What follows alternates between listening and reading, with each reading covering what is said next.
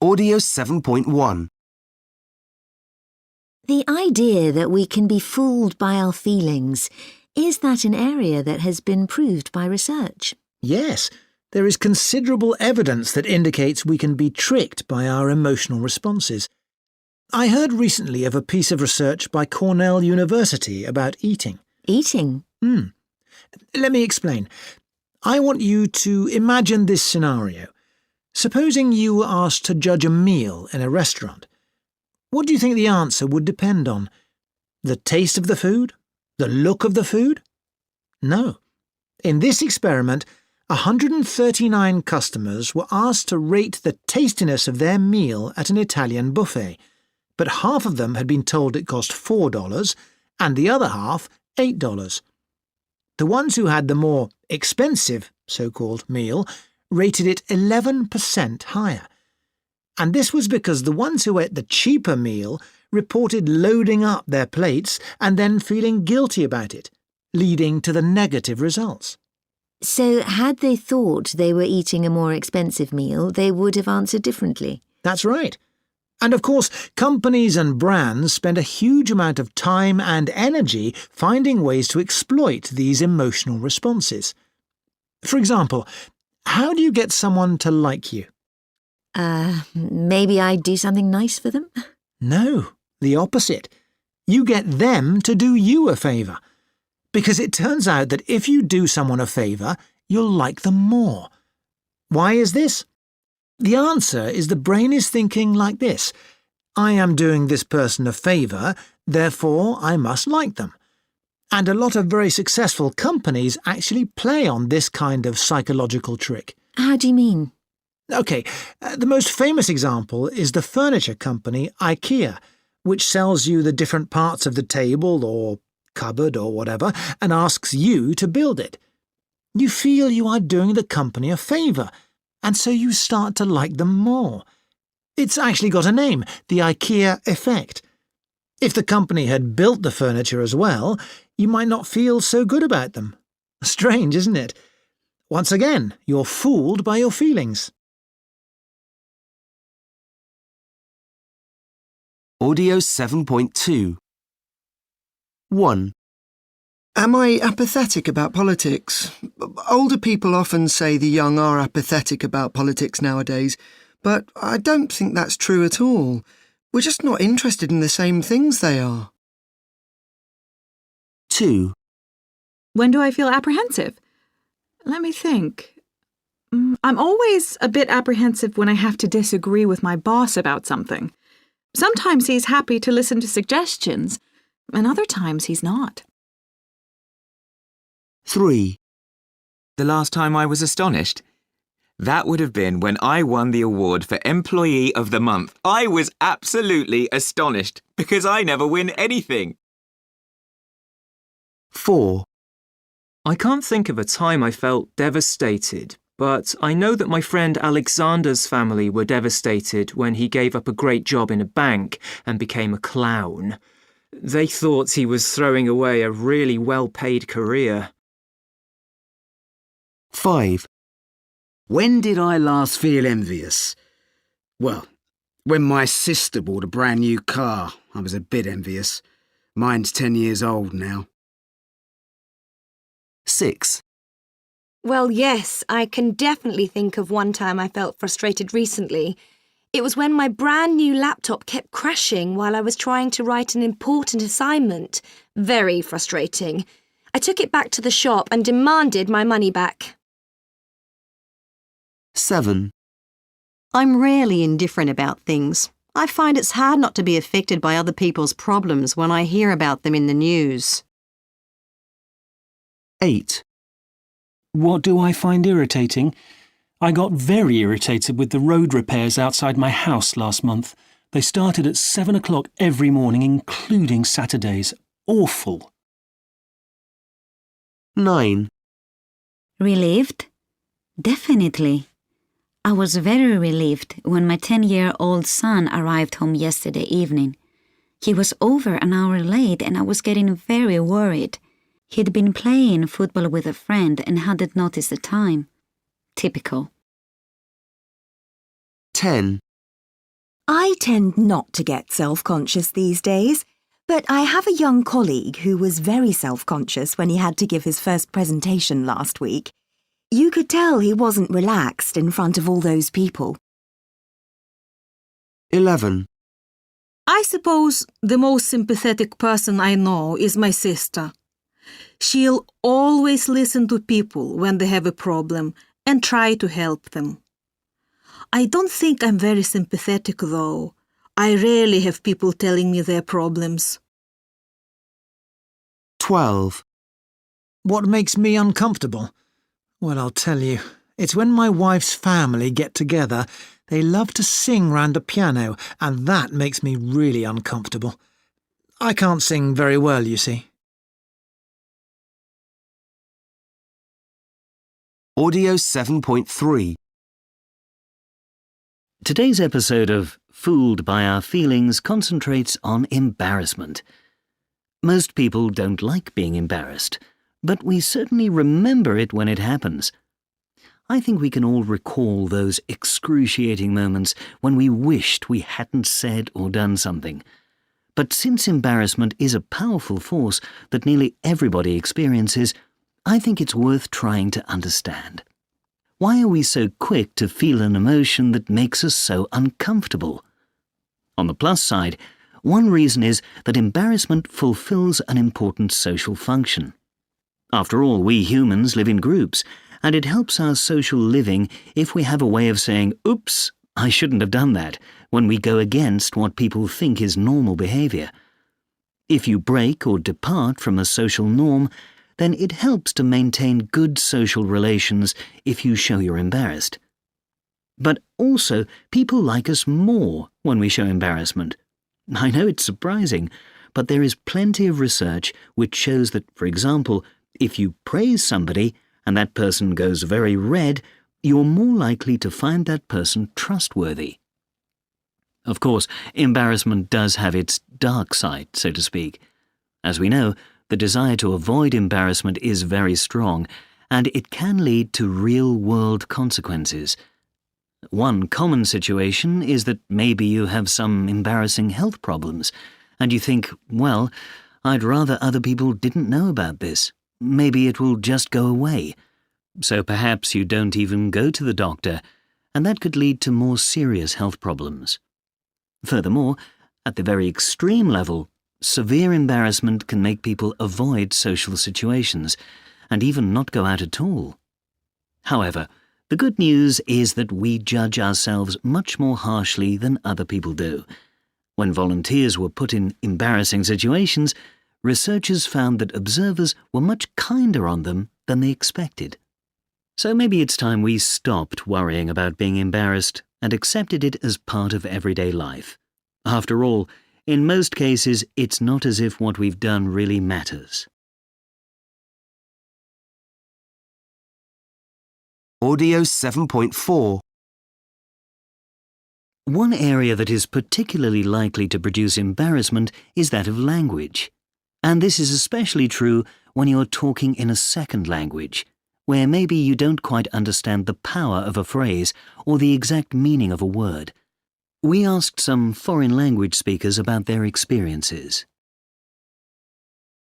Yeah, I was invited to dinner at somebody's house, and I used to smoke, and I asked the host, "Do you mind if I smoke?" And she replied, "I'd rather you didn't." And my English wasn't very good then, and I thought that "I'd rather you didn't" meant she didn't mind, like it was the same for her. So I lit a cigarette, and she didn't say anything. But later, another guest explained to me that that expression is really quite strong. It means basically, "No, you can't." So, at the end of the evening, I went to her and said I was really sorry. My English was very bad, and I could only apologize for what I did. Yes, we had a very important man staying in our hotel, and he was like a VIP, a very important person, and he had this unfortunate habit of sleepwalking. And he would go out of his hotel room and walk down the corridor fast asleep. And this woman, another guest in the hotel, she came to reception one day and actually complained about the guy who was sleepwalking. And I said to her, well, really, there is nothing we can do because he's a lunatic. Because lunatic is the Russian word for sleepwalker. Do you understand? And the woman said, well, I think it's time you stopped letting lunatics stay here. And then I remembered that lunatic means something completely different in English. So I had just told the guest that this VIP guy was a madman. Audio 7.5. 1. What would you do if your boss criticized your work in front of your team? That would really embarrass me. I'd probably go bright red and feel awful. It would be a bit humiliating. 2. How would you feel about your neighbours having big noisy parties all hours of the night? Well, I know I wouldn't be able to sleep, so then I'd get annoyed. If they ignored my protests, I'd get really mad and we'd probably end up shouting at each other. 3. Just imagine you arrived at the check-in desk at the airport and you were told that your flight was overbooked and you couldn't board. Oh, that would be awful. I'd be so angry. But I'd try to stay calm, not get angry, and think about what to do.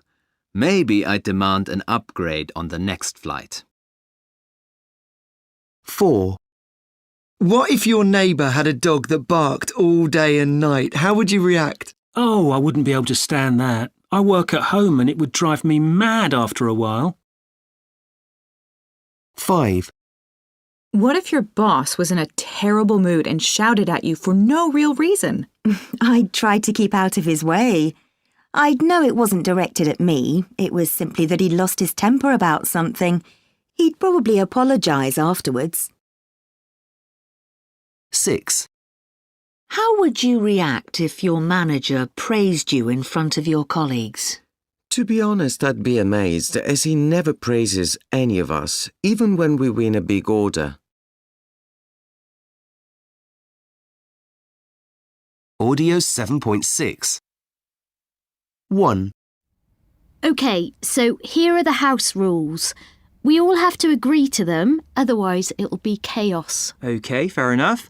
Let's have a look. I'm not sure about number 4. All house members must clean the kitchen at least twice a week. Is there a problem with that? Well, that's not really fair on someone like me, who probably won't be using the kitchen very much. Maybe if I could be excused the kitchen duty, then I might do more of something else. How does that sound? Yeah, maybe, provided we don't have to change everything. I'd rather we didn't start making too many special rules for individual people. That sounds fair enough. I'll tell you what, supposing you let me off the kitchen cleaning, I could do more of the cleaning of the rest of the house. OK, we might be able to make an exception in this case, but I'll have to ask the others if that's OK with them. 2. OK, so we had a look at your car, Mr. Jones. Right. Is it bad news? Yes and no. There's nothing seriously wrong with it, but there's quite a lot of small things that need doing. OK. That doesn't sound too awful. Can you give me an idea of how much you think it's going to cost? We reckon about £500. 500? Oh, right. That's a lot more than I expected. You did say just small things. Frankly, I'm not really happy with that. Well, like I say, there's quite a lot to do. Actually, the other places I've taken it to have given me a much better price. Oh, right. Well, maybe we could... what if we were to bring it down a bit? Well, it depends what you mean when you say bring it down a bit. What did you have in mind? How about 400? If we did the more important things and left the smaller things for another time? How'd you feel about that? OK, that sounds reasonable. I could go along with that. Audio 7.7. Making suggestions and offers. If I could be excused the kitchen duty, then I might do more of something else. Supposing you let me off the kitchen cleaning, I could do more of the cleaning of the rest of the house. What if we were to bring it down a bit? Clarifying. Is there a problem with that? What do you have in mind? What did you have in mind? It depends what you mean when you say bring it down a bit. Making adjustments to an offer. Provided we don't have to change everything. We might be able to make an exception in this case. Accepting and not accepting. That sounds reasonable. That sounds a bit much. I could go along with that. I'm happy with that. I'm not really happy with that. Other. How does that sound?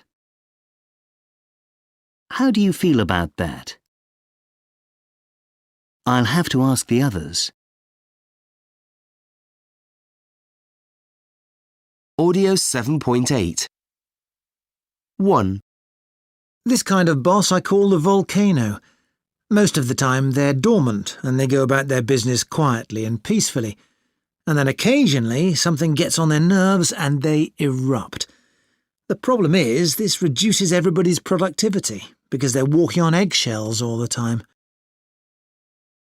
2. It's very frustrating for employees when they don't get feedback on their performance. You're thinking the new sales rep is doing well, but if you don't let them know, they'll just start floating along. By the same token, if you do have to criticise, make sure that your criticism is informational. I mean, the employee needs to know what and why they're doing wrong and how they can improve. Keep it objective. This kind of boss is the motivator. 3. This kind of boss is sometimes called a social director. This means they always try to reach a consensus in their team. They want to create a community. The positive side of having this kind of boss is that they consult with everybody before they make up their mind about something. On the other hand, it takes them a long time to do it.